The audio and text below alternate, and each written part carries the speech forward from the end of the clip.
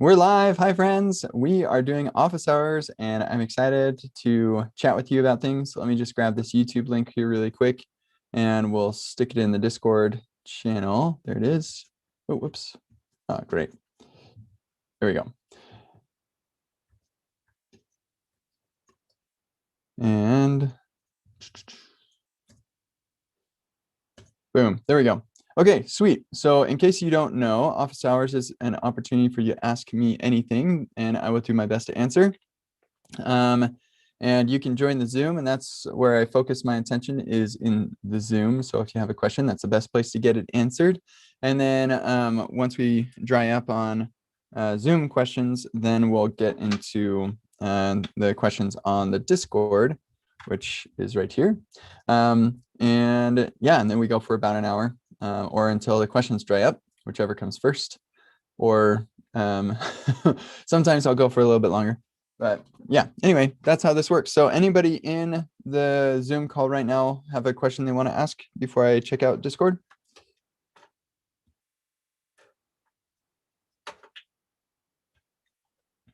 Okay, cool. Sorry, I just distracted myself with this thing that I probably should just do later, but I'm almost done. So there we go. Okay. Here we go. So in the Discord, let's see right here from Jens. Will Remix support Cloudflare workers? I think some of these questions, Jens, you've actually kind of gotten the answer, but I'll give my take and it'll be maybe beneficial to other people watching. So yes, that was actually one of the first things that Ryan and Michael thought about when they started working on Remix was, oh man, wouldn't it be cool to have Remix run on the edge with Cloudflare workers? So it's definitely a goal. And as you noted, FaunaDB, which also it's a database on the edge, which would make all of this super, super fast. And I think that Ryan talks about this in one of his YouTube videos about Remix on the Remix channel on YouTube. So then what authentication provider allows authentication at the edge? Yeah, I don't know. I haven't investigated that too much, but I think that if you're using cookies, you actually don't need to talk to the authentication provider any other time other than when you verify or when they log in. And so since login isn't something that you do a lot, that's fine. It's going to be another couple hundred milliseconds, which is probably fine just for logging in. Because yeah, otherwise you've got that user session in the cookie, unless you need to go and I mean, even if you need to look up user data, presumably that user data is going to be in FaunaDB, so that will be really fast. So literally the only time you need to worry about authentication is when you're saying, hey, did this user provide their username and password properly? Give me a session token, and then away you run. As far as like yeah, I don't know, like I think that's fine. I don't have more to say on that, I guess. With Remixer, you are encouraged to keep responses cached across changes in content, maybe even across code changes. How do you fix bugs in production when the user has their copy cached for the next week? They keep reporting issues that you've already fixed. So taking it to the next step further, where we're talking about max age and max age. This is actually really, really critical to understanding what Remix is recommending. So yes, we do want to cache things, but as you noted, if you cache things for too long for the user, they'll have to clear their cache to get updates. So the solution is to cache things on the CDN, but not cache things in the browser as much. So maybe you cache the user, like cache your content in the user's browser for 60 seconds or something, or maybe even 10 seconds. But then on the CDN, that is like a proxy between your users and your actual server, or in the case of Cloudflare, it's kind of all the same. But in that world, you're caching for a long amount of time, a week or a month, depending on whatever it is that you're building. And so you cache really heavily on the CDN, not as heavily on the client. And then if you need to make an update or something, then you can tell the CDN, hey, get rid of that cached value and hit the server because I've got to change. And this is actually a built-in thing with HTTP, purge request. There is a type of purge. I was expecting to get like an MDN article. MDN, here we go. Request methods, purge. Oh, that's interesting. I thought it was like a legit thing. But I think this is just a something with CDNs maybe, or with Cloudflare. I remember seeing Ryan show me that he gave me a demo of this, and that's how I know about this. I thought that was like a legit thing, but I guess maybe you can make up your own methods or something. I don't know. Jacob, you work at Cloudflare. What do you know anything about purge requests? Yeah, no. That's all right. Yeah, I can tell you a little bit about like workers, but that's and Quick. Like they just started doing stuff in Quick with like they came out with Quiche, so that's HTTP 3. But as for purging, not so much. Yeah, that's all right. I know lots of services, CDNs have the ability for you to purge the cache for a particular resource. And I know some of them have like APIs that you hit. And I think it was Cloudflare, maybe it was Fastly, that you had to make an authenticated purge request or something like that. But in any case, if you cache something for a long time on the CDN and you need to make a change, you need to bust that cache, then you can hit it with a purge request, or you could just add a query string to the resource and just say version is whatever. So that that's another option. So yeah, anyway, at the end of the day, you use max age to control how long something's cached in the client, like in the browser, and then max age is for the CDN.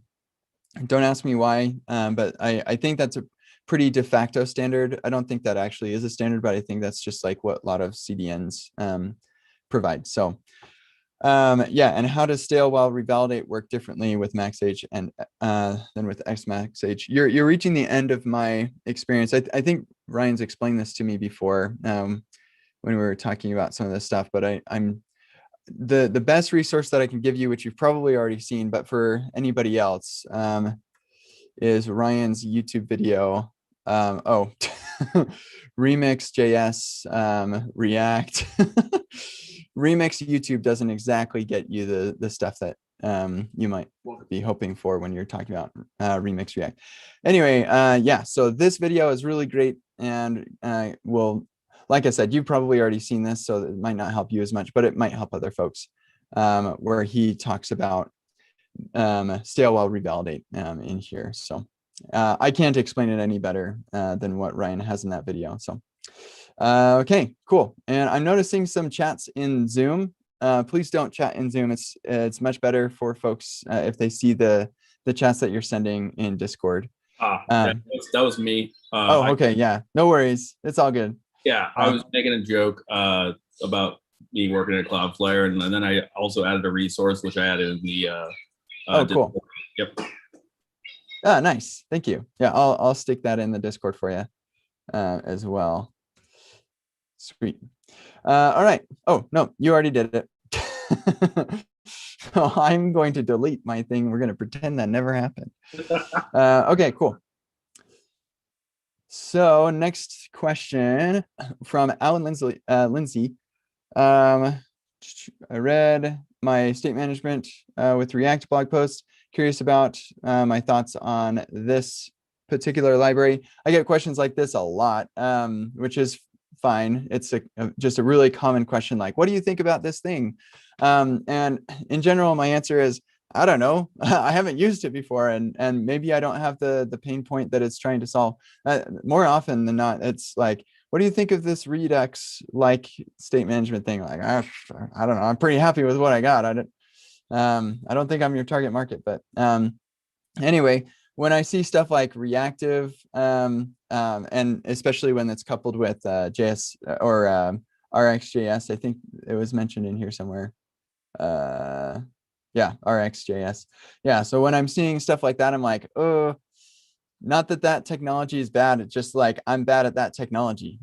So I don't think that I'm the person that you want. It all sounds like perfect and great in theory, but I've just never had a good experience working in a code base that used observables heavily. And that's just my experience. I know so many people are like in love with it. The entire Angular community is like all over RxJS and observables and stuff, but I just can't get it. It just doesn't work with my brain. I'm sorry. So right from the get-go, I'm like, no, this isn't gonna be my thing. I don't know if I can provide you any more useful stuff than that. Like I can't dive any deeper to give you more helpful feedback on this or whatever. Now, built on top of our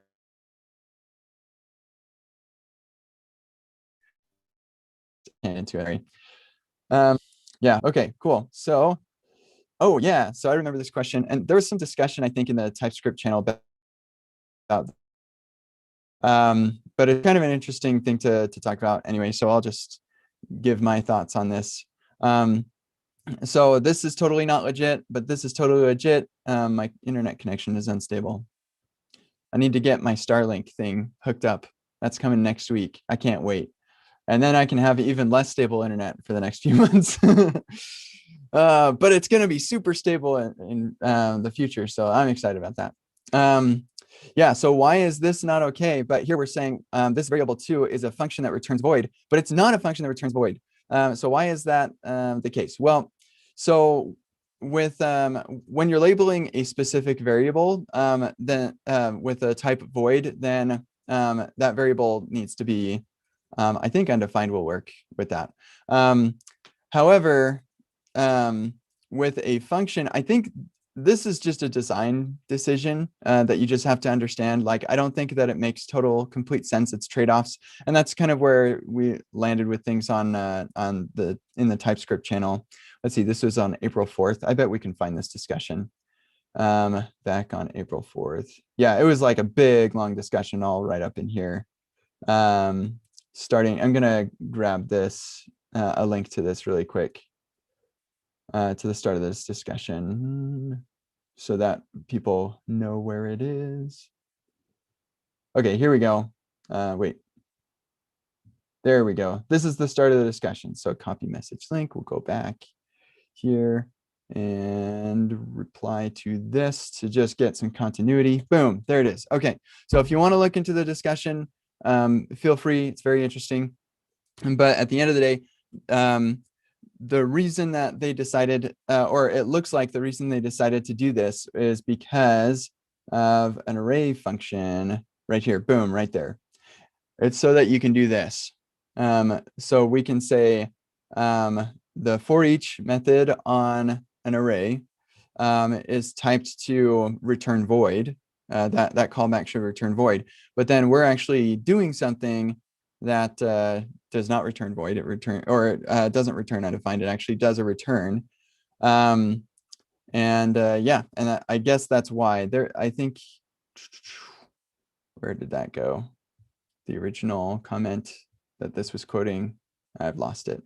I think there was a link to like the GitHub thread where that was discussed, but now I can't find it.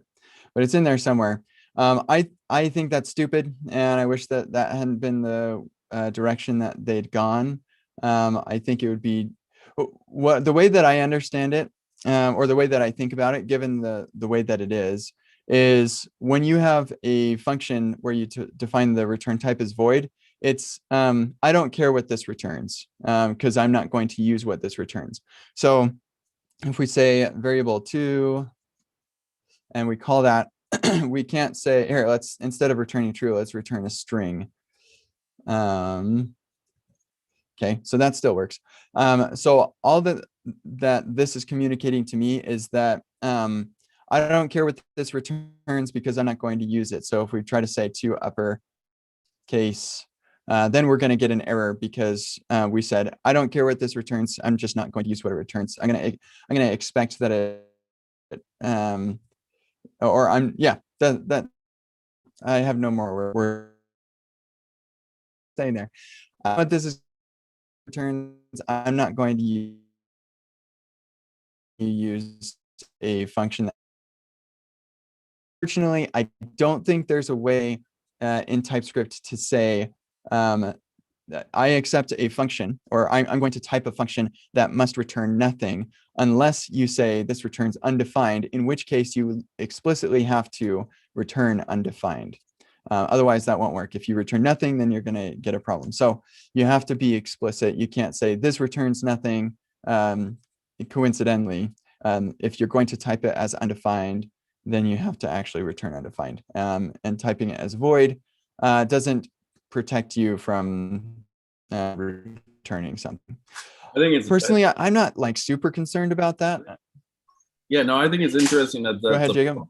Yeah, I think it's interesting that's a problem due to the fact that we sometimes like are writing our code in a way that the compiler is like not making sense of it, and that's like, for instance, you wouldn't have that problem if you just like blocked that say that for each with curly braces and then put that push in there, and then you're not returning anything and your void makes sense.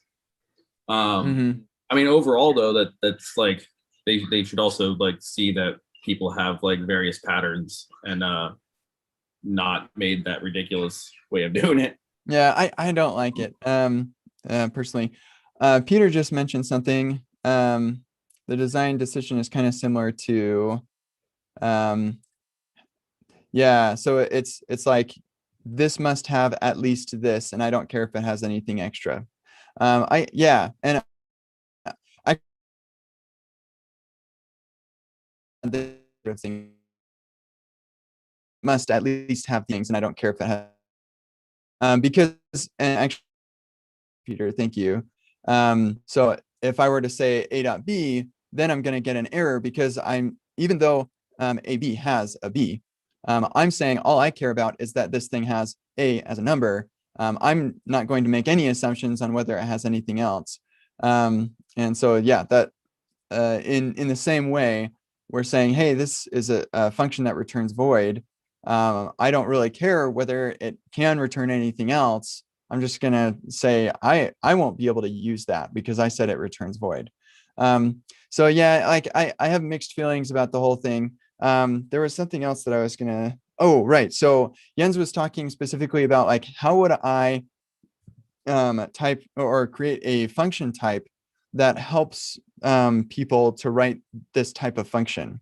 So I want them to know that, hey, here are the arguments it's going to be passed. Like, so if we were to extract this out, like my function, and so now you import this my function type or something like that. And so this is just helping you, a consumer of my types, know how to write this function. And so then you're going to know what arguments it's going to be passed and also what return value. And if you don't want them to return anything, then they're going to just like return who knows what, and they won't get any help to know that they actually don't need to return anything. And it's actually probably incorrect to return anything. There's no way for you to do that unless you say return undefined. Return type is undefined, and in which case you can't just say return. You have to say return undefined, which is not a great like experience at all. You could say return null, which I think is arguably a little bit better because it's just really weird to see in my code return undefined. Like that would be super weird. Like that's exactly the same as this. So if I wanted to be explicit and say no, don't return anything, then I would probably type it to say return null. But honestly, I can't really think of a situation where, or at least a strong argument for saying, no, you absolutely cannot return anything from this. And I'm going to make sure that you know that through the types. I don't know, maybe there's a good use case for that, but I would probably, if I were building a utility type thing or some helper type like this, where I wanted to help them out with the parameters, and I don't expect to use whatever they return, I'd probably just go with void and let them return what they will. I don't really care because I'm not going to use it. And in a practical or real world situation, I can't think of a case where somebody would return something when like the only time you're going to return something is when you know what you're returning. And so you'd go and look it up, like, okay, so what do I return? And you'd see, oh, I don't need to return anything. I don't know. Yeah. Anyway, it's kind of interesting thought I there. think I think that quirk is also a sign of like how little void is used. I know there's like a few people I've seen use it pretty extensively, but then like other code I've been in that's mostly TypeScript, I rarely see it unless it's like TypeScript's compiler. Yeah, I don't see void used a ton. I pretty much only ever use it if I'm going to call, if I'm accepting a callback that I don't care what it returns. That's really the only time I've ever used it. And then I actually use the JavaScript void keyword now these days because when I'm using TypeScript, and I say uh, this promise thing. Oh, that's interesting. Oh, I think it might be an ESLint problem actually, where ESLint will say, hey, like you're not handling the promise that's coming back from this. You should add a dot then or catch or something. So I just say void. I say, I don't care. I'm going to ignore that. I think maybe that's a TypeScript config or something. I'm not sure. But yeah, I typically will get a red underline for ignoring a promise, and I just add void. So that's the only time. Before using TypeScript, I never used the JavaScript void, pretty much never. But now I do sometimes. So anyway, yeah, that's fun. Okay, I'm gonna scroll up here a little bit just to catch what else we have, and then I'll get to the questions that are coming in and comments and stuff. Okay. I answered Aaron's question on Chats with Kent. So if you aren't aware, I do have a 3-minute podcast. And I'm going to give you a little spoiler on something I'm working on because I think this is going to be really cool. So the 3 minutes with Kent is a 3-minute podcast that uses briefs.fm. I record something on my phone. I send it as an attachment in an email to a special email address, and then it gets published to this podcast. Really cool. I've been using this for years. Yeah, since 2016. And I've been off and on being active on this. All these transcripts are auto-generated from my voice recording app. So sometimes, yeah, funny things happen with that. I don't know. AI is definitely not going to eat our lunch anytime soon. But yeah, anyway, I decided that it would be really fun to be able to take people's questions and have their voice on the podcast. And so what I'm going to do is I'm going to build an app that's like sort of like this, except for everybody, you'll be able to record 90 seconds of a question and then just in the app, and you'll submit it. And then on my side in the app, I'll be able to listen to your question and then respond. I don't think that I'll limit it to 3 minutes. I'll probably give myself like 5 minutes to answer or something. And then it will automatically like put those two files together and maybe put a bumper at the beginning or end. And then it will put it into a podcast form. So yeah, I'll be able to like take listener questions and stuff, which I think will be really cool. So that's maybe coming sometime in the next few months. I think it'd be awesome. Anyway, so that's right now it's Chats with Kent, and I just like say people's questions and then answer them if I answer a question. Anyway, so I answered Aaron's question earlier, and that was fun. One is asking about Material UI. So I'm going to preface all of this by saying I've never used Material UI in a real thing before. I've played around with it in Code Sandbox before, but never really actually used it. So I can't give you too many specifics, but I do know that the team behind Material UI are really smart engineers, awesome people, and think about performance a lot. So whether I think it will grow, a entire platform built with Material UI will grow as it adds more complexity and functionality in terms of performance, I think that it will. I mean, you'll probably run into some challenging cases with like, if you're displaying huge amounts of data, like big tables or something, and then like putting material UI in there. So you might have to be kind of smart about when you render certain things and that sort of situation. But yeah, I don't see any reason why material UI wouldn't scale in terms of performance. Kent, I actually use Material UI. My last job was JP Morgan, and then we are using it.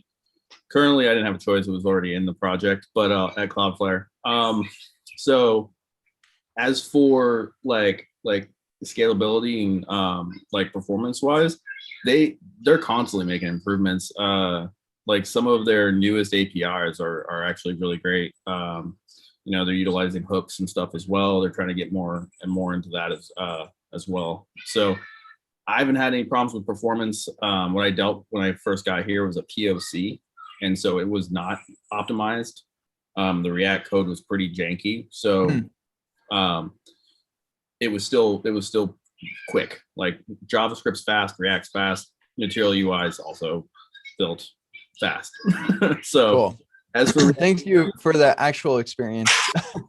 as for React Query, we're actually adding React Query to the application. So it does lend itself well. But React Query is just awesome in general. So it's just kind of like adding awesomeness to it. Yeah, I agree. I think the decision on whether you should add React Query has nothing to do with Material UI or like whether you're using Material UI at all. Honestly, so the only situation where I'm not going to use React Query is with Remix, because I don't have to. Like that's all happening through Remix and stuff. But otherwise, I would 100% use React Query on every project. Yeah, even small ones. Yeah, the question should be is, do you want to bootstrap your own service layer, or do you want React Query to do it for you? And move on to like building your app. Yeah, like, do you want to deal with all the bugs that React Query has had to deal with all this time? Like, seriously, it took a really long time to get here, but we finally arrived to this point where you don't have to worry about managing your server cache or your backend state anymore. Like, just the exact same where it's like an obvious choice to use React Router. Like, who wants to manage their routes anymore? Nobody wants to do that. It's a done deal. Who wants to write their own testing utilities? No, nobody wants to do that. Just use React testing library. You're fine. Move on to important things. React Query has reached that level now where it's like, why would you do something else? I don't understand. So anyway, that's kind of where, and like when we're talking about application UI state, then you've got some options there. And I don't think that's a solved problem necessarily, or I don't think there's a obvious solution there, and you can like make a decision on what you want to do. But in terms of like managing server cache stuff, it's a done deal. Just use React Query, or Remix just like eliminates the problem. That's why I don't worry about it. Like the whole problem space is gone with Remix. But otherwise, if I'm not using Remix, I'm absolutely going to bring in React Query. So, okay, Marcos has a question in our help channel yesterday at 9 a.m. Want a certain effect to run once and only once in my component lifecycle, but after a certain condition is fulfilled. So here's the first thing. When you're thinking about things in terms of life cycles, that's a good evidence that you're probably thinking about the problem wrong. So I haven't read it yet, but like that's just a first clue that maybe we can think about this problem differently, because use effect has nothing to do with component life cycles. And even the reality of the world doesn't have anything to do with life cycles. It has everything to do with what's the state of my app and what's the state of the world. How do I keep those two things in sync? That's all that all that matters here when we're talking about use effect. Okay, so here's the use case. Tracking how many users get stuck on a certain part of the flow, but only after the response to a request is obtained. So like we're going through an onboarding flow probably, and they get stuck at some point. I'm not sure what they mean by stuck. Maybe like there's an error or something. I don't know. Or maybe they just give up. They're like going through and then they decide, oh, I'm going to give up. Yeah, so we'll just keep going here with this. We've got use async. That looks familiar. And then we have this run my fetch request. And then we have this should track. Okay, yep.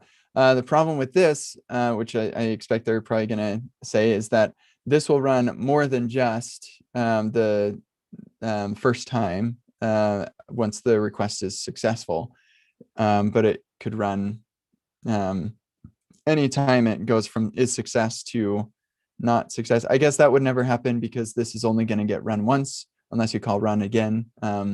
So yeah, that sort of works, I guess. There is other effect running. Oh, okay. So there is another place where you call run on browser tab focus. So essentially should track change several times. Yep, that was the problem. Use once hook. Okay, so yeah, so you could build a use once hook like this, and I'm assuming this works. I'm not gonna look too deep into it, but yeah, I just really would challenge the assumption here that this is what you want to do. So thinking about, I'm still not sure I understand the use case. Like, should track event. The users get stuck on a certain part of the flow. It's hard, I'm not sure I understand that. If you're still around here, Marcos, then could you clarify the use case a little bit? It's hard to talk about use effect in the abstract. We have to talk about concrete use cases. Otherwise, yeah, because it's a little tricky. So maybe Marcos is giving me some more stuff. Yeah, if they give up. Okay, cool. So how do you determine whether they give up? That's going to be like some sort of timer happens. Like there's going to be an event that says, okay, they've given up. They're stuck. So when that happens, that's when you would trigger this tracking thing. Like, because otherwise, if you say, okay, once the request is finished, then I'm going to say, oh, they're stuck. But like maybe the user hasn't had an opportunity to process what you just rendered to the screen. So I think maybe I'm still missing something, Marco. So I'll leave this for a second. If you can dive a little bit deeper into the explaining the use case. But that would be my first thought is like, there's going to be some sort of timer that you start on the page or something where you say, okay, I've determined that they're going to give up. Or like if they leave the page, then there are events that you can have fire when they've left. Or what it might be is just in case like their computer shuts off and you don't have time to say, oh, they gave up. Oh, sorry, no, computer's off now. So like maybe what you're doing is you're saying, okay, they've started, and then you can do some data munching to say, okay, well, this person started, but like 20 minutes later, they didn't finish. So we're going to assume that they gave up. Marcos, you just joined. So can you clarify a little bit more? Yes, thank you a lot, Kent. By the way, I already spotted, like, I mean, I completely agree with your first comment on, you're probably not thinking right about this if you're thinking about life cycles instead of synchronizing state, right? Mm-hmm. But this is a pretty particular use case. I think this is conditioned also by the way that things have been done in the past with class components, which Mm-hmm. was most of the code base in my company before I joined. Mm-hmm. Or I would say all the code base, but never mind. So the thing is, there is this part of the flow where we are integrating with some official government API, and there is a part of the flow they don't allow us to integrate in our platform, but they instead ask us to go to their platform, fulfill this form, and then this process is completed and you can keep going on the flow in our platform. This is terrible. So like, do you iframe their platform or something? Nah, we just give them a link. Please go here, come back once you have done this. I see. So the thing is, we want to track how many people get into this screen and needs to do this part of the flow because this is only for a certain part of the flow. I mean for certain types of users, I would say. Oh, got it. Mm-hmm. So maybe hearing your response, I'm starting to think maybe there is no, that's a terrible idea. Never mind. So yeah, excuse me. So I was kind of wondering. We only want to track this once, right? Because we don't care how many times this happened for a user. we only care how many users, even if this is not going to track exactly how many users get stuck, because they could come back to this flow at some point in the future, but this could give us a close amount to the reality, to how many people get here, need to complete this flow, and then we basically want to track that number of users. And so you send the tracking as soon as they start this this part of the flow, yeah, and then only this is an address confirmation issue. So they need to go to the official government platform to confirm their address, their physical address. Okay. Yeah. So if they do, then we have made a request to know whether they need to ratificate or confirm their address. And if they have to, then data in my, excuse me, I don't see my, yeah, thank you. Then data is false, right? So we don't have data, and this success is true because the request has fulfilled. And in that moment, in that particular moment, we want to track so what is the request? To confirm their address. Got it. Okay, so the request is determining whether they need to confirm their address or not. Yeah. Okay. And so if there is no data that comes back, then that means they do need to fill that in. Okay.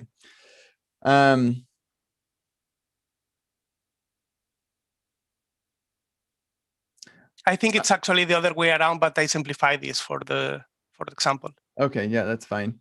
So it's enough to know that you have a mechanism for determining whether or not this should be tracked. So, and can you explain why there's another effect that runs this based on browser tab focus? Like what? Oh, I'm guessing. So like they come to the page, we run this to say, do they have it? Oh no, they don't. Let's show them the link. They go to that link. They finish this up, and then they close that window. They come back. We focus. So let's go make the request again. Yep. So they don't have to click on a button to say, "Oh yeah, we already did" or something. So we just do it on. Yeah. That makes sense. And so in that case, yeah. And so in that case, you wouldn't want to do it. So this is a different effect that runs separate from this one, right? So here's what I would suggest is you could actually, this run function returns a promise, or either way, you could like say this is my promise, or the run function returns the promise here. But in any case, you can add a .then here that says when this is finished, then we'll determine whether we should track, and we'll fire that off. So you could do it all within just this single use effect. That's actually much simpler, and I hadn't thought about that. Yeah, that work? That does work. Yeah. Why? Cool. Didn't I think about this? Lovely. Yeah. You were building a pretty compelling case for me for this use once thing until I thought about that. So yeah, but I think that would be better. Yeah, that's true. We can just determine that there, and awesome, lovely. Thank you, Kent. Yeah, absolutely. This is what Office Hours is for. I knew there was something I hadn't thought about, and this is probably what makes the most sense. Thank you. Good. Yeah, absolutely. Thanks for the question. That was an interesting intellectual exercise. Thank you a lot. Yeah, cool. Steve, we've got some questions from you here. Hi there. So 2 performance questions. Conditional rendering with ternaries and the double ampersand to mount and unmount components should be avoided because they cause the browser to re-render, repaint, reflow. So no, not necessarily. So like your alternative. So here we enter the use case. I need to render something in one situation, and it should not show up in the other. There are 2 ways to do this from like to give that user the experience. And that is you either use a ternary or an ampersand and you don't, you decide whether to render it at all, or you can say display none. The challenge with display none is you wind up like your use effects and everything are going to run differently. Your state won't get reset. if you like unmount and remount versus show and hide. That may be desirable. It just kind of depends.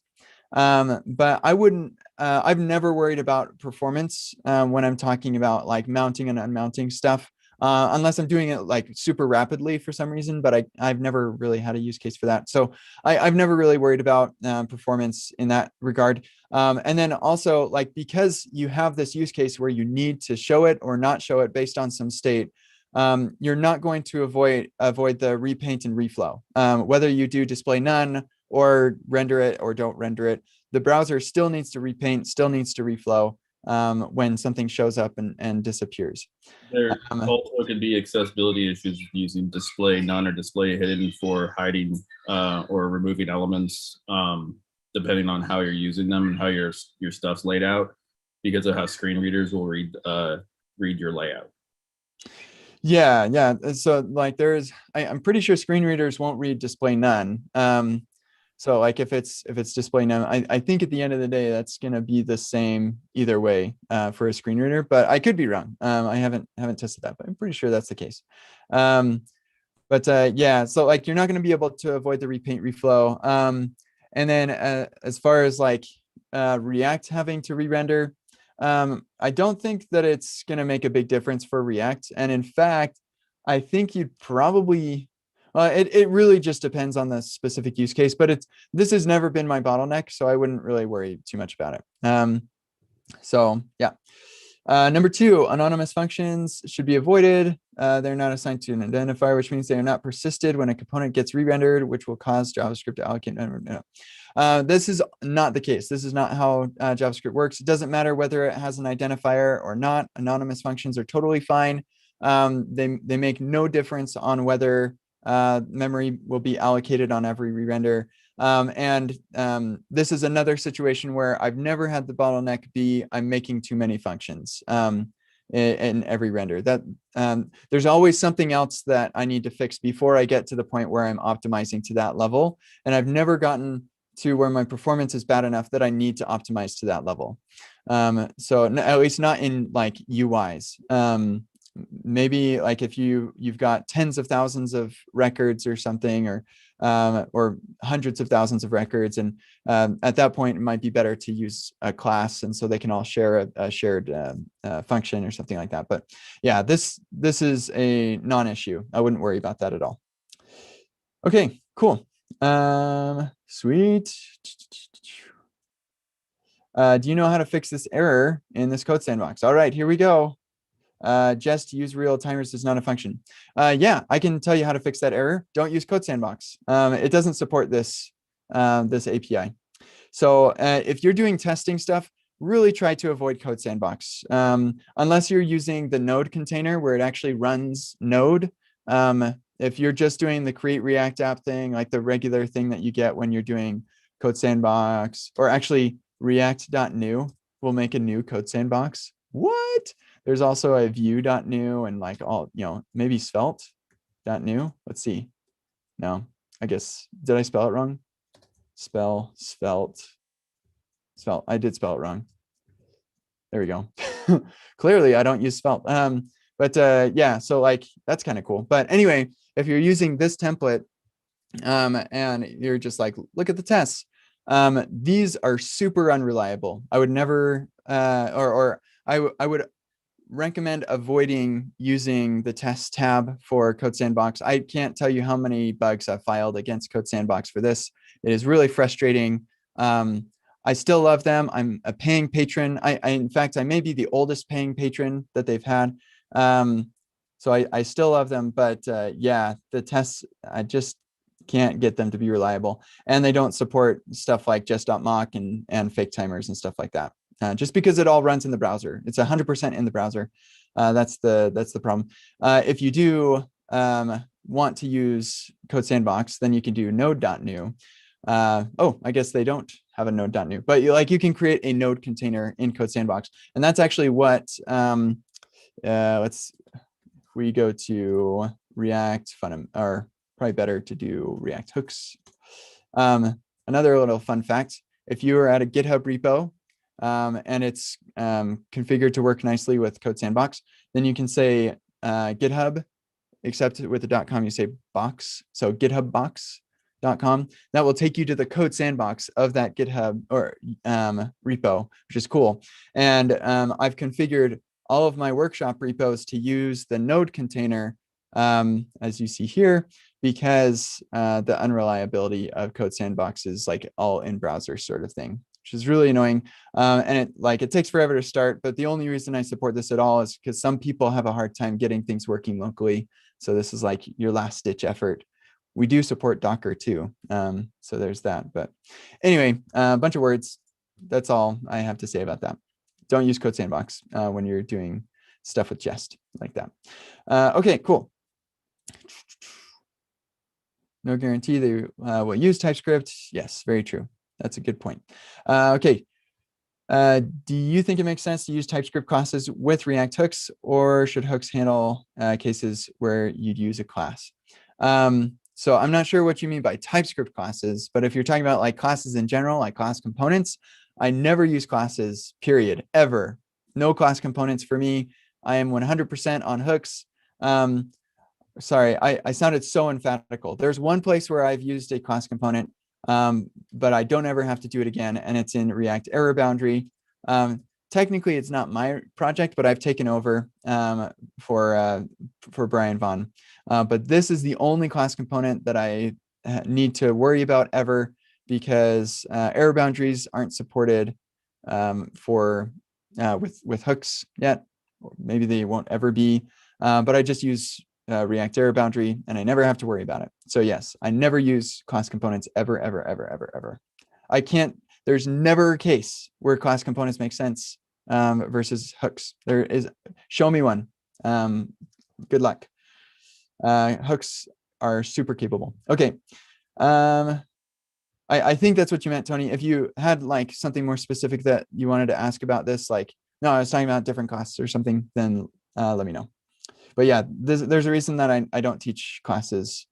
Except I think I do show you how to build your own error boundary in Epic React. I think there's like one video. It's like, here, let's build this. Oh, guess what? You don't have to worry about that. Forget that. Just use React Error Boundary. Yeah. A follow-up to that is, so at JP Morgan, we moved everything to hooks, and you had a lot of people that were still used to the older paradigm of React, and basically anything that they ever did that was more of the older paradigm instead of the hook paradigm, I could refactor to hooks. I did not run across any instance where I could not refactor to hooks. The only instance I ever had to use a class for was I just installed the React Error Boundary. Yeah, it's amazing. I love hooks. Okay, so we're talking about yeah, in MSW. So this is actually a case where hold on a second. I think I may misunderstand this, and I know there was follow-up comments here.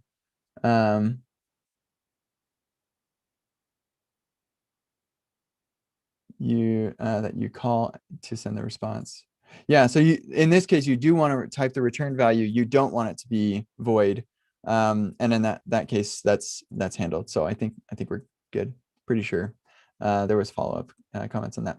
Will there be a TypeScript course soon? Yeah, so the plan is to do a TypeScript thing before I update Epic React and testing JavaScript. I'm going to add a TypeScript thing primarily because I want to have a, well, yeah, end of sentence, primarily because I want to, but also like all of Epic React and testing JavaScript are going to be in TypeScript. And so I want to give people a really solid place to go for learning TypeScript if they don't know it already, or if they want to up their game on TypeScript or something before going through that other material. So yes, there will be a TypeScript course soon, maybe not, but ultimately you will know that it's coming because I'll start scheduling workshops. And so oh, okay, so he's going to turn this into a course. Yes, that's exactly how I operate. I want to give these as workshops first. So you'll see those. And if you want to get them sooner, then you come to the workshop and get a ticket so you can be the guinea pig. And you can, just kidding. It will be solid stuff. If I'm charging you money, you know it's going to be good. But but the feedback from that will go into what is ultimately the TypeScript self-paced workshop sort of thing. It won't be as big as Epic React or testing JavaScript. It might be 1 or 2, maybe 3 workshops. But I'm pretty far away from that still. My biggest focus right now is my revamp of my website. And once that's done, then I can move on to this other stuff. I've got some really cool things planned for my website. I'm not going to tell you all of them because I can't wait. It's going to be so great. So look forward to that. Okay, James. Okay, we've got this question. This is prettier right here, lint stage stuff. Okay. Shouldn't that be prettier right? Yes, it should. Hold on a second. I can't promise you that there won't be mistakes in some of this material, but I can promise you that when I created it, it worked. Or most of the time. I think there have been like a handful of times where I thought that it worked, but it actually didn't, and I recorded the video anyway. And I've typically fixed those. I'm not aware of anything like that that's recorded today. But yeah, that's possible. Let me just look at my lint staged thing here. Oh, right. I just used the format script, which ends up being including the right command. Yeah. Yeah. So I'm pretty sure that's wrong. Yeah, that should absolutely have a right flag. Huh. Let me think of the best way to fix this. Yeah. So this is in one of the branches. These ones are really hard to update. I can't wait to get all this up, rewritten and like workshop format. It'll be a lot easier. Well, actually, no, it'll still probably be hard. Doing configuration workshops where it's like, let's configure this tool. They're very difficult to create. I finally found a format that I'm pretty happy with, and that's probably the form that all of testing or lots of testing JavaScript will take, in the form of, we still have branches, but the difference is over here, these branches build off of each other. And so if you find the commit and then look at the parent commit, this is going to be just 23. And then we go to the parent, this is going to be 22, and then so on and so forth. So they're like one commit, then this one, then this one, then this one. But then if I have to update like commit 1 or commit 2, then I have to also update all the other commits. So they're built on top of that. It's such a pain. But with the Bookshelf app, it's a lot easier because each one of these is just one commit off of the main branch. And so when I need to update something, if it's just in the context exercise or something, then I just I do a amend the commit and then force push, and it's just that branch I have to do anything with. I don't have to worry about anything else. If it's a change in the main branch that like impacts a couple of these, then yeah, I do have to manually go into each one of those, but it's just so much easier to manage. Anyway, you don't want to know about that. You want to know why I screwed up, and or maybe you don't want to know why, but you want to know the right answer. And the right answer is yes, this needs to have a right. Good eye. If you could open an issue on the repo so I can keep track of that, I might be able to get that updated, at least in the source code, so that people don't have that same question in the future. Okay, so according to the Jest official documentation, find related test flag accepts. Oh yeah, okay, so I know the answer to this one. If we don't specify file names, like in here, so no file name specified, then how does this even work? So the way that this works is actually lint staged will match all of the files that are going to get changed that match this glob, and it's going to pass every one of those files as arguments to each one of these commands. So instead of just running prettier, or instead of just running just find related tests, it's going to run just find related tests and a giant list of all the files that are being changed. And so what we're doing is we're saying just find all the related tests for all of these files. So it's not just running this line and this line, it's actually running those lines with all of the files that are being changed. And I probably could have explained that better when I explained it in the videos. Otherwise you wouldn't have this question. So that's on me. But yeah, that's how that works. Is that list is actually being passed along thanks to lint staged. Cool. Thanks for the question. And James, if you do want to open an issue on the repo about the prettier thing, so I don't lose track of that, I would appreciate that. Okay, Gabriel, what's the difference between React Query and Redux for caching? With Redux for caching, you have to worry about every edge case that React Query has already solved. And you own all of that code complexity. So if you're happy with that, then cool. that's great. Or you could just use React Query and not worry about it. And then what's cool is when you start using React Query for all this stuff, then you have like 7 things in your Redux cache, and you're like, oh wait, I could just co-locate these things, and now I don't need to worry about it anymore. Now I can get rid of Redux, and so that's one less thing for people to learn when they are jumping into my code base. So that's cool. And you could say, well, no, Kent, you're saying React Query is what they should learn. So you're just swapping one for another. Well, React Query is easier and less error prone. And it does more for you. So, I mean, pick your poison, I guess. So yeah, good luck, Gabriel. Mike has a question about composition. When wanting to use composition for your components, how do you handle cases where you always need to map items for things like radio group, accordion items, all that? For example, we have a chakra UI thing where we have an accordion, and then we're mapping all these items to accordion items. So how do I encapsulate this without losing composition? Is it even worth it? No, it's not worth it. That's what I was going to say. I don't think that it would be worth it. So yeah, in a case where we need to have other developers,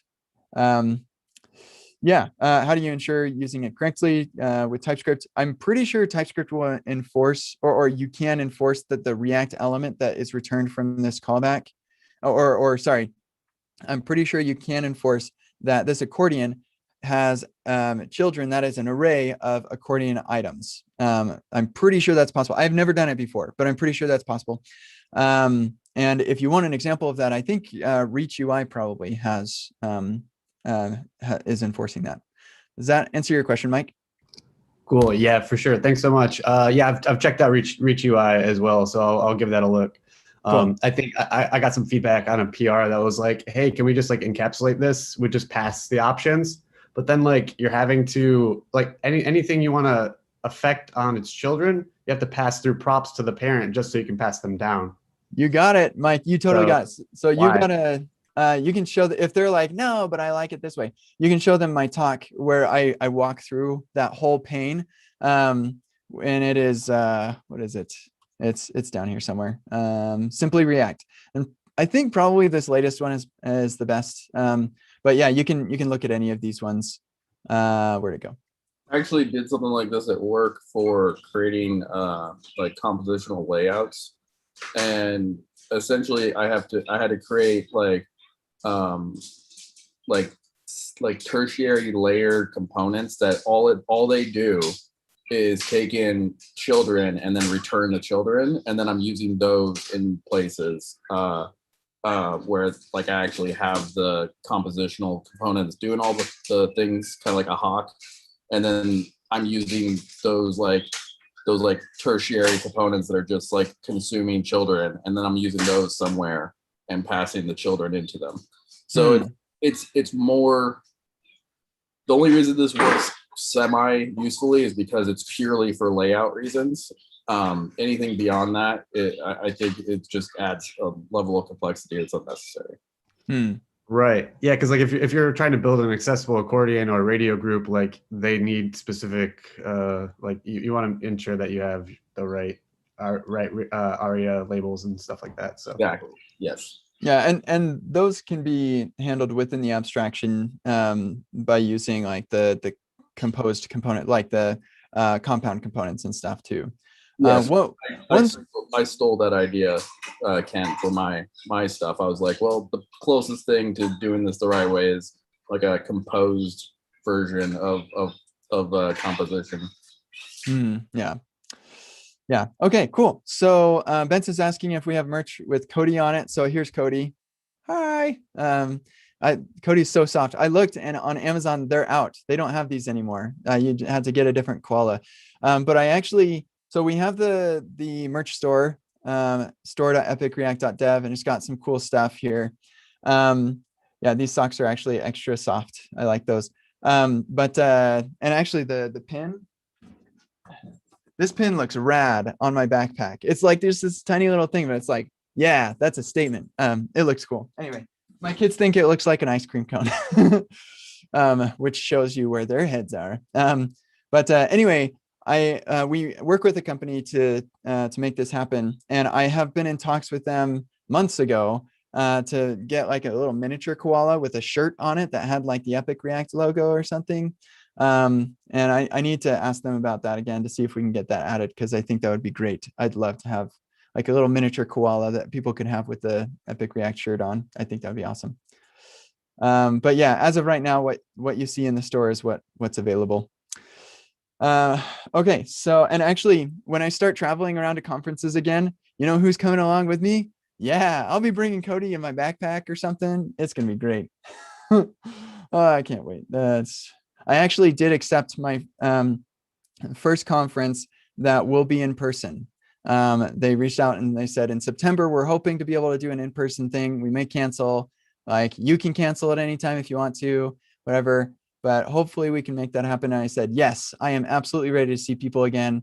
I will wear a mask if I have to. I got my first dose yesterday, so there's that. And I believe, if I understand the research correctly, that you cannot carry if you are vaccinated.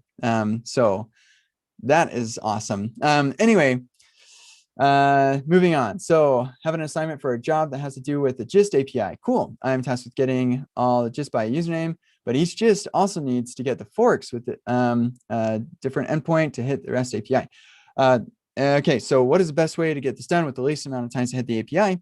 I don't know, actually. I don't work with that API a lot, but it sounds like this is going to be like an n squared problem because like you have to get the forks, but then let's see, no, but you don't have to get all of the gist of the people who forked. So okay, so that's at least good. Yeah, I think you are going to have to hit the API for every single gist, and not only every gist, but you'll have to hit 2 APIs for every gist, and then you'll have to hit 1 API for every fork. I don't think there's a way to get around this. I don't think that even with the GraphQL API you'd be able to get around that, but maybe.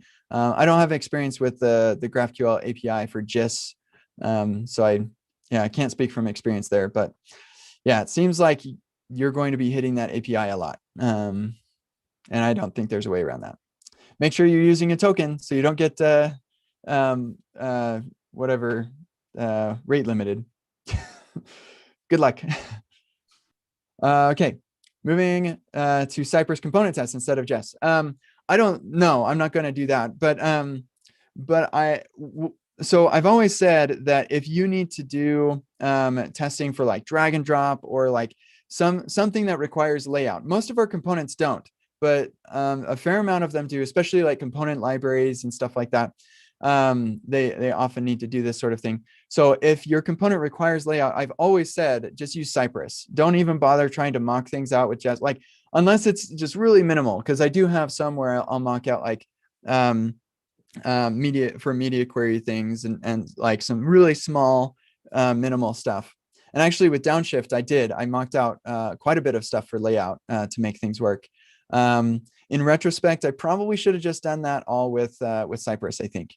I don't know, it's tricky, but yeah, the only thing that Cypress components has changed for me is it just makes it that much easier to use Cypress for those types of tests. It doesn't. And so therefore, I probably will write or do fewer gymnastics to make things work in Jest, because it's that much easier to use Cypress to test those things. Yeah, so I'm definitely not going to move from Jest to Cypress just for this one thing. Jest has still got superior mocking capabilities, and it's just way faster. So right now I'm not feeling super happy about Jest though, because I've just been fighting with it and native ESM. So that's been a frustration. So I have like, there's some bad blood right now. But I'm just kidding. I'm still really happy with Jest, and the ESM stuff is going to be fixed eventually. I'm not worried about that. But yeah, so those are my thoughts on that. Whoops. Thanks, Jens. That's perfect. That's hilarious. Yes, cheeky is the right word for that. Tutorial on building search bars in React. I don't have one. I have not done data visualization at all. So you will not see any data viz stuff from me until you start seeing a lot of like tweets from me about that subject because I'm learning it. So yeah, that's not something I can give you myself. But I do, the first person I think of when we talk about data viz is Wattenberger, Amelia. She has just done just really cool things with data viz and React. She's got a blog with some D3 stuff, and so maybe that could be useful. But she also has a book. Also recently revamped her D3, like with, it was originally like React plus D3 blog. She revamped it. It's even like more in depth and like I guess covers more than just React as well, like other similar platforms, Vue, etc. Yeah, that's awesome. So that would be the first place I would look, and she does have that book. I don't know if like you need D3 for a simple search bars sort of thing. There's also React Charts, which is built by our good friend Tanner Lindsley, part of the Tan Stack. Here it is, React Charts. So that would be something to look into as well. Because I know that the product that he builds uses charts like up the wazoo, like they're visualizing all sorts of data. And so that's why he has some really cool libraries for that, like React Charts and also React Table and React Virtualize or React Virtual, I think is what, there are like a bunch of those libraries. But check out the Tan Stack for all your React needs because he built some really awesome stuff. And become a sponsor. You could be a diamond sponsor. That would be cool. So hopefully that is helpful. Sorry, I don't have like any specific thing there. Yeah, totally. Simplified example. Okay, I think we answered that. Data dashboard for the life sciences company I work for.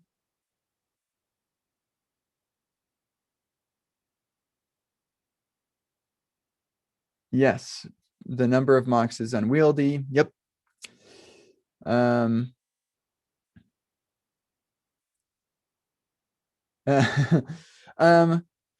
So so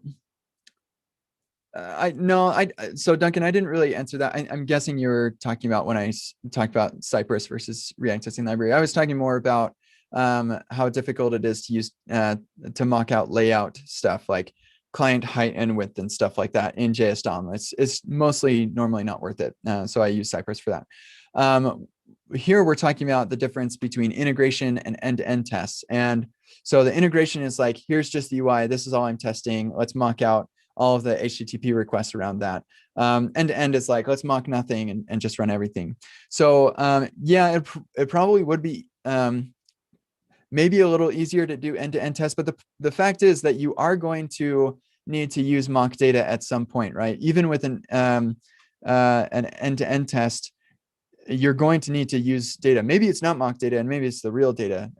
Sounds like that might be, or that could be really difficult to make deterministic.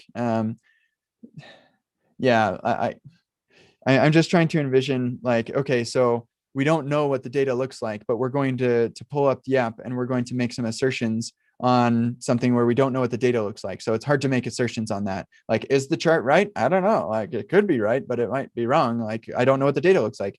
And so then you say, well, okay, so let's find out what the data looks like. And then we'll say, okay, based on this, is this chart right? But then there's a lot of code you have to write to make that that transition. You're almost rewriting your app to be able to assert that the chart is right. Okay, so now you have to start testing that code too. Like, how are you going to test that? So that becomes a bit of a trip. So at the end of the day, unless you don't care about asserting that your charts are correct, then you probably want to have some mock data. Now, whether you use Cypress or not is a different story. Like, you could say, okay, we'll set up this staging environment or this test environment that always has the same user. It has this data and it's deterministic. So we always know it's right. And then we run an end-to-end test that hits that. Well, in that case, that's fine if you want to go that route, but just know that you still have to create that mock data. And so, and that's cool. Like, if you want to do it that way, but that shouldn't be the reason that you don't use Jest or use the integration level test, because in either case, you're going to have to worry about mock data. So it just depends on how you want to consume that. So because those two things are equal, you have to start thinking about, okay, so should I do integration tests or end-to-end tests? And you think about that more holistically, like what are the trade-offs that you're making? If you're going to do all end-to-end tests, then it's like you have a job to paint a wall, and you just grab a bucket of paint and you throw it onto the wall. That's what an end-to-end test is. Good luck making sure you get the corners and stuff. Like that's tricky to do. And so that's why you get a lot of coverage from end-to-end tests. But I feel like more than a bucket of paint thrown against the wall, you take a paintbrush, like one of those rollers, and that's my integration test. And I can cover most of the wall with that without splattering all over the place. So it ends up being, and like when you're splattering paint on the wall, if we're going to keep going with this metaphor, you're like potentially wasting paint. It's going all over the place. And so there is a use case for that sort of tool for sure. If you've got a wall that's like enormous. But yeah, at some point, I think that it's you get more bang for your buck with the integration test. And that's why I recommend integration tests in general. So to sum up, the fact is you're probably going to want to mock data at some point, whether that's in a staging environment or a test environment that has all the data already set up for you, or like you can spin one of those up really quick in a Docker container or something. Or you have like some JSON files, just like enormous JSON files with a ton of data that you mock with MSW or something. Either way, you're going to be mocking data.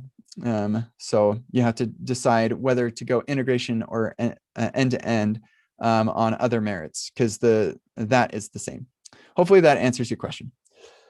Okay. Using Material UI in a new project, would you use Cypress to test the components? Whether you're using Material UI or not, I think is irrelevant. It all comes down to whether to use Cypress versus Jest. Now, I'm guessing you're talking about, but like Material UI has a date picker and stuff. Well, do you need for the people who are building a Material UI, they probably want to use Cypress because they care about the layout. They want to make sure things are positioned correctly, but you probably don't. Like it doesn't matter to you where things appear on the screen, because you can just rely on Material UI to have things positioned in the right spot. All you care about is the fact that it's rendered and you can interact with it. And so in that situation, I don't think that it means that you'd want to use Cypress any more or less necessarily. It's just which one do you want to use, like Jest or Cypress for testing your code. So yeah, hopefully that answers your question there. And actually, you know what? Both Duncan's question and Ben's there probably could use this blog post. So I'll add that blog post reference as well. Yeah, and since he also pinged me on that one, I'll just mention I use Jest and Cypress with MSW in my application. Like Kent said, though, that has nothing to do with the fact I'm using Material UI. That just has to do with the fact that I like to do unit testing, integration testing, and end-to-end testing. So I'm going to use all the tools. Yeah. I mean, even the paint roller doesn't always do it for you either, right? Like you need to have a paintbrush. And sometimes there's like a portrait that you cannot move, and you don't want to use a paintbrush around that either. You're going to use like a tiny little paint thing. That's your unit test. Yeah, it's the unit test. My favorite example of like when the unit tests and integration tests are like absolutely you should apply those is when you find a bug. If you find a bug, write a test for the bug, fix the bug. Now you have a test to make sure that bug never happens again. Yeah. Cool. So Nikhil is mentioning they wrote an app to record the screen, which I'm pretty sure this is no, I made this. It was right here. This thing is so cool. Open source alternative to video conferencing. I believe that you can even record a vlog, and that like you can make it go to YouTube and stuff. Like really cool. It's like OBS except in the browser. Really cool, Nikhil. Like this is awesome. But yeah, asking a question about this. Where'd I go? Here we go. And I want to test it, but just doesn't support this API. Yeah. So I don't know. the trick here is that even with Cypress, how would you make any assertions on the media stream recorder? Like the fact that things were recorded. I mean, like you can maybe save the file somewhere or something like that, but then how would you assert on that? Like you could assert that the file exists, but I don't think you want to assert the contents of the file. So I think that would be really difficult. And whether you're using Cypress or Jest, it kind of doesn't matter because you can't reasonably assert anything about it. All that you can assert is that the API was called correctly. And so in that case, you're going to need to mock it. And so like, I mean, maybe with Cypress, you get a little bit closer because you can actually call it, but I don't know what you would do with it at that point. Like, you could verify that calling it doesn't blow up, I guess is all you could really get out of that. Yeah, and I don't know what Cypress would do with whatever you're recording. You can play around with that and just see. But I would probably just use Jest and mock that API out. But I don't know, like it'd be interesting to see what Cypress does with recording stuff. I'm going to actually need to use this API soon when I build my in-browser audio recorder for the call-in podcast thing that I'm thinking about doing. So the other thing too, and this is a common thing I run across with people when they're like getting into testing and they're like really excited about testing stuff and they're like actually becoming more passionate about it. There's like, I don't test React. Like I don't test to make sure React is working like React should work. That API, you are trusting that API is working or you build it yourself. So you could test all your codes working that's connected to that API and then mock that API and be confident in the fact that somebody else tested their code, presumably, to make that API. Mm-hmm.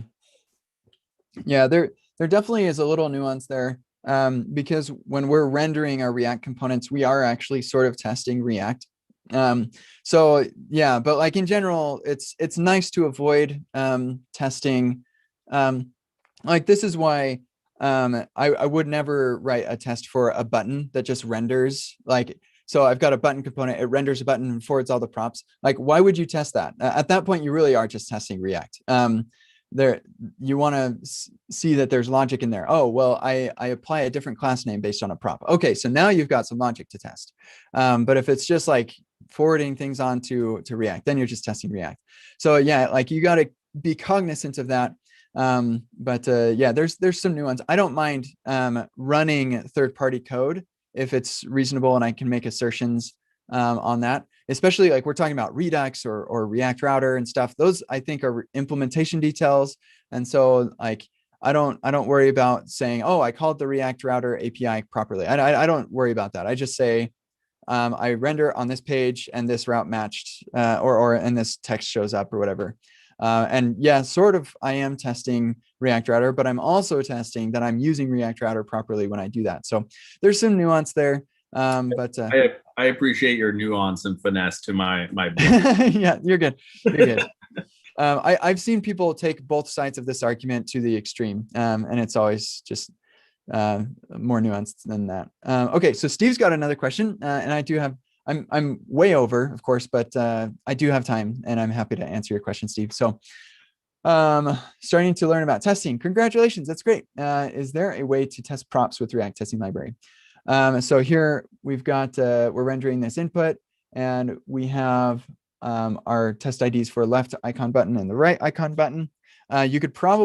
You need to label these for screen readers, right? And so you could probably use get by role. And I'm guessing these are buttons, right? That's what it says. So you can get by role button and then provide the accessible name.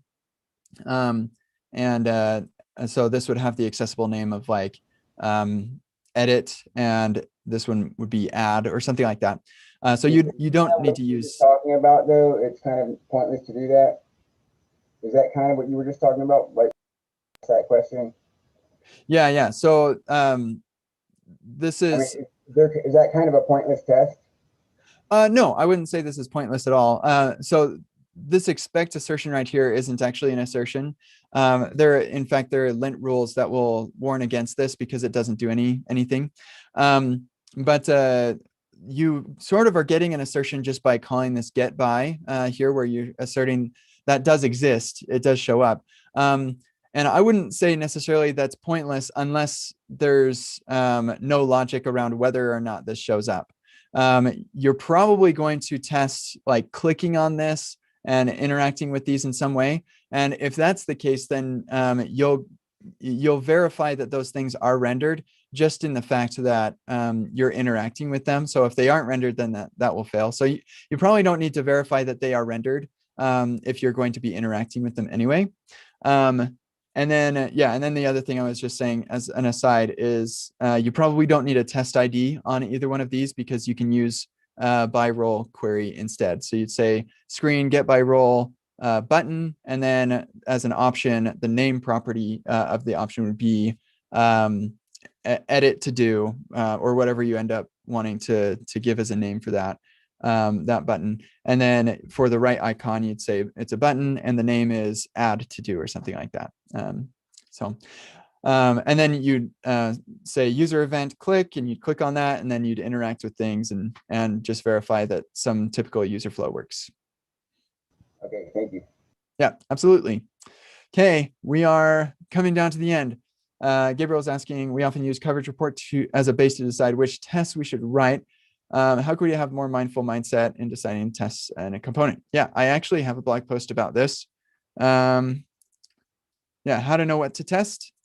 And you can take a look at that. I talk about use case coverage, which is, I'm afraid, not quantitative, it's qualitative, so it's hard to measure, but it is the right mindset, which is what you're asking. So, okay, cool. Sweet, have fun with the baby. Okay, that's it. Thanks, everybody. This is a pleasure. Duncan's just adding a follow-up or something, so I'll wait for a second for that. Yeah, Jacob. Yeah, I was just gonna say, Duncan, another so the last jobs where I was at Discover and JP Morgan Chase, those are banks. So when you test your code, that's money. That's lots and lots and lots of money. And so basically the qualitative thing is like, okay, if this goes down, how much money is this going to cost and how many people are going to get fired? Mm-hmm. So now you shouldn't be afraid of being fired for things like that, but that depends where you work. And anyways, the thing is like, we would look at it and be like, okay, if this goes down, say like over the weekend, how catastrophic will it be? How many people are going to have to be called in? How much money is gonna be lost? So it's usually like, how terrified are you? How scared are you? Is it a little bit, a lot of it, the world's ending, So that's definitely where I would start with like what you want to test, like what's mission critical. Cool. All right. Good luck, everybody. Good luck, Duncan, on this. One thing, since you're talking about screenshot tests, and clearly you're not excited about that. So there is a tool called Appletools that I've never actually used. So like I recommend this a lot, but I always try to caveat it with I've never actually used it, just seen demos, but I'm very impressed. And the people working on it are top-notch people. Yeah, so Appletools is a good one. And then there's also one called Percy.io that has a similar approach. So you can give that a look as well for the screenshot side of things. Okay, that was fun. Thanks, everybody. We will see you next week.